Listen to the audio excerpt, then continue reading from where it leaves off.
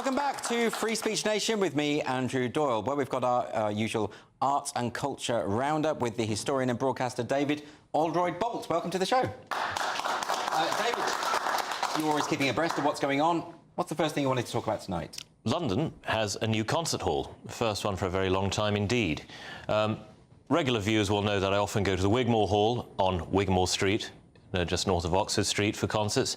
Well, Wigmore Hall was originally called the Bechstein Hall because Bechstein Pianos founded it. And then in 1916, during the First World War, when all things German were understandably out of vogue, the building was requisitioned, sold to Debenhams, and that was it for Bechstein. Well, Bechstein Pianos decided 4 years ago that they wanted to come back to the heart of where they started. So in the classical music equivalent of parking their tanks on the lawn, so I suppose rolling the pianos into the drawing room, they bought a building a little farther up Wigmore Street, and they opened this 3 weeks ago. It is called the Bechstein Hall. And I think it's one of the most exciting developments in music in Britain for a long time. Have you been able to see it yourself? Yes, I went last night, thanks to the director, Terry Lewis, who anyone in the world of piano knows. He ran for many years Jack Samuel Pianos on Edgware Road. It is not only a superb concert hall, which has, I think, Britain's most advanced acoustical system. It's a £250,000 system that can replicate the acoustic of any hall in the world. It's also a first-class restaurant. And the novelty of this, or the USP, is that Terry has long thought that the standard starting time of concerts of 7:30 is stupid, because it means that you don't really have time to dine before, and London being what it is, you can't get in to dine anywhere after. Exactly, I feel the same about the theatre. It's exactly the problem. So Terry's decided, and also that programmes are too long, they are during the week going to have a 6:30 sitting for dinner, and then a 7:30 till 8:30 recital, and then an 8:30 sitting for dinner. Ah, I thought you were going to say they would be serving food during the recital. No, you choose whether you want to dine earlier or later, and then you have the hour in between. At the weekend, I went yesterday night, Saturday night, it's slightly different. You go in earlier, you have your first and second course, then you have the first half of the concert, an interval where you have your pudding, coffee, whatever, and then back in for the second half, and then afterwards the bar's open again. That's a great idea. So it's a whole night out, effectively. And the food was absolutely exquisite. I mean, this is a restaurant of top London quality. For, it must be said, not mad prices. Monday to Friday, it's £50 for 2 courses a head. Saturday, £60. And on a Sunday, they do what looks like an amazing Sunday lunch for £25, and then an hour-long concert. And can you go to the recital without the food? You can, yeah. You have to book the table if you want the food.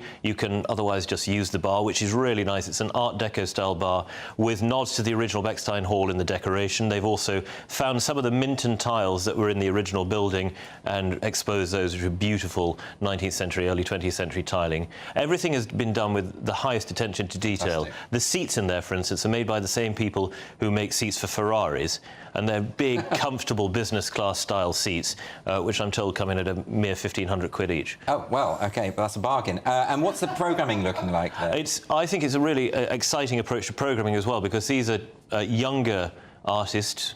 There are some more well-established. So last night was the extremely well-known Australian pianist Piers Lane, who's been resident here 40 years playing Chopin nocturnes.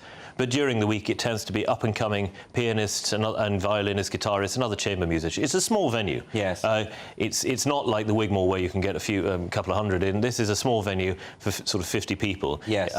But it's about changing the concert experience, and I really hope that that will be successful. I mean, there's something that to be done, isn't there, about changing the culture and the attitude towards classical music generally, I suppose, and making it more accessible and popular, and there is that perception of its inherent elitism. You know, does this help to contribute towards a rectification of that? Well, perhaps a shortening of the programme might, because if you're not sure about it, you've only got an hour rather than 45 minutes and then another 45 minutes.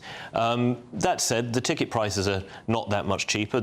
Between this venue and their new showroom in Manchester, they've invested £50 million. Okay. So, you know, there is a serious capital expenditure here, but then artists have to be paid.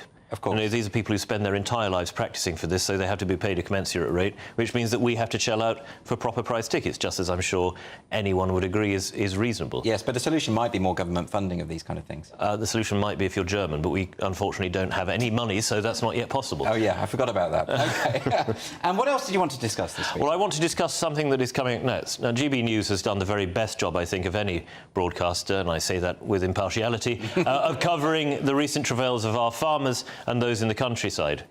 You've given a great deal of time to this, so I want to give a bit more to this by highlighting an exhibition that's coming up on the 18th of this month, that's to say a week on Wednesday, of rural art and rural artists. This takes place at London Scottish House, which is in Westminster. It's the headquarters of the London Scottish Regiment, and this is going to be an exhibition put on by Touchpoint, a strategy and consulting group of contemporary rural artists, with British wines available, which your viewers shouldn't shiver at. British wine is now getting better. Yes, why is that? Someone told me it was related to climate change. Yes, it's one of the great things that climate change can do for us, if only we harness it. For instance, Kent is now becoming like the region of Champagne. This is why British sparkling wine is excellent. Just avoid the reds, they're not so good. OK. But I think this is a really excellent idea to get into the heart of political London for one night only, an exhibition of the very best of rural art. It's also going to see the launch of Touchpoint's Rural Art Fund, which aims to raise money both to encourage new rural artists or those who are starting off, but also to put money back into the country. Because I think we'd all agree that those evocations of Britain with which we feel the strongest connection, which make us feel of England and Britain, that great romantic stirring, are the evocations of its countryside, whether it be the paintings of, say, Paul Nash or Constable or George Cole. These are things that make us feel a deep connection, and whether we live in the town or whether we live in the country. For me, anyway, these are the things that make England, and it's wonderful that there are artists still doing it when that style of life is under great threat. You know, people don't, I think, often realise the deep difficulty of rural life. It's not farmers in big Land Rovers going around shooting things and drinking lots. It's people working for far less than the minimum wage, often with the highest rates of mental illness in any sector across town or country, and for pretty thankless tasks, Absolutely. really. So anything that highlights that, anything that gets money towards it, and anything that helps British artists to prosper, I think, should be celebrated. And well done for this newish consultancy group for actually getting off its backside and doing something, doing it quickly, and really trying to highlight rural life. And it seems to be pushing against a rather disturbing trend. I mean, the current Constable exhibition at the National Gallery was curated by someone who struck me as an activist, attempting to problematise images such as the Hay and suggest that these, didn't sufficiently address the evils of British colonialism. Well, I think our segment on that must have done some good, because when I went to that exhibition a few weeks ago, it wasn't nearly so radical in its programming as it was made out to be beforehand. Interesting. Or it could just have been that the National Gallery was trying to get people to turn up by pretending that it was somehow woker than it was. That said, this is the problem, that many people working in the arts have no connection to rural life. They have no connection to the country. They go to university, they live in an entirely metropolitan arena for the entirety of their professional lives, and they don't know what goes on outside London or New York or Paris or Washington, D.C., for instance.